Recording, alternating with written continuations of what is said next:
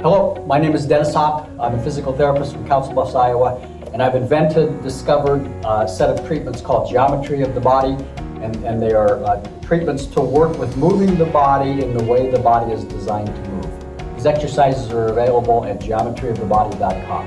Today we're going to talk about the rotator cuff. So rotator cuff is a common term. Everybody kind of lives in fear of getting a rotator cuff injury. Not very many people are very understanding of what the rotator cuff actually is. Rotator cuff is a small set of muscles, 4 of them in particular, that live on the shoulder blade. The medical term for the shoulder blade is the scapula, and it's on the back side of us. So the scapula is about the size of our hand, and it's a very movable bone, one of the most movable bones on the body. It has a rounded surface on the front, and it's designed to glide and slide around the rib cage.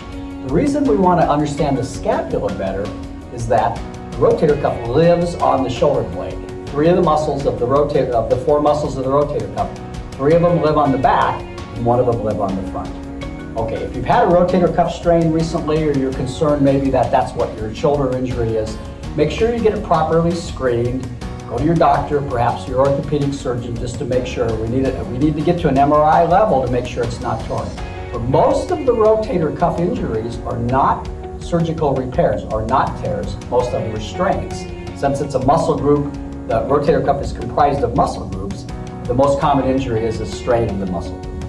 And so understanding the proper mechanics of the rotator cuff will help us when we do our beginning repair work.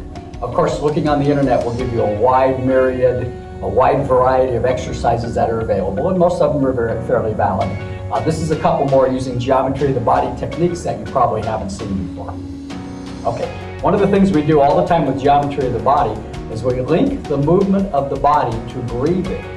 So the body loves to do more than one thing at a time. So when you link the exercise with breathing, it helps you become more rhythmical and teaches the body to learn to be more neurologically integrated. So what the rotator cuff actually does, once you've learned that your rotator cuff is not torn, that it's just strained, what the rotator cuff does, as alluded to before, is it lives on the shoulder blade, and it comes out and it cuffs the head of the humerus.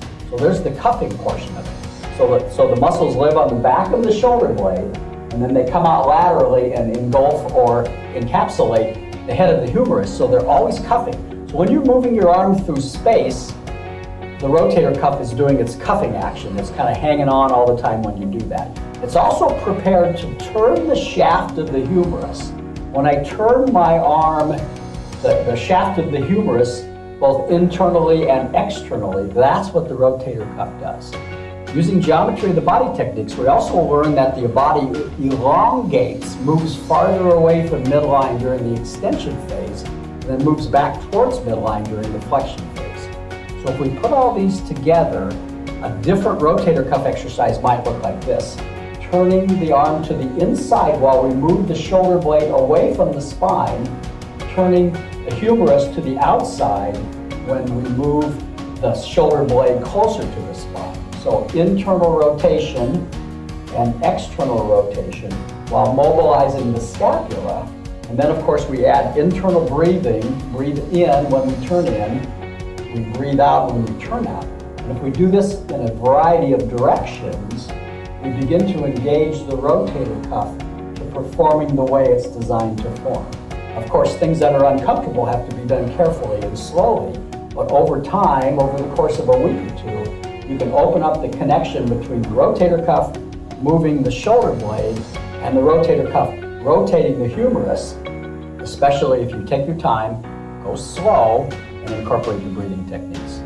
These exercises and other exercises are available on www.geometryofthebody.com. Thank you very much.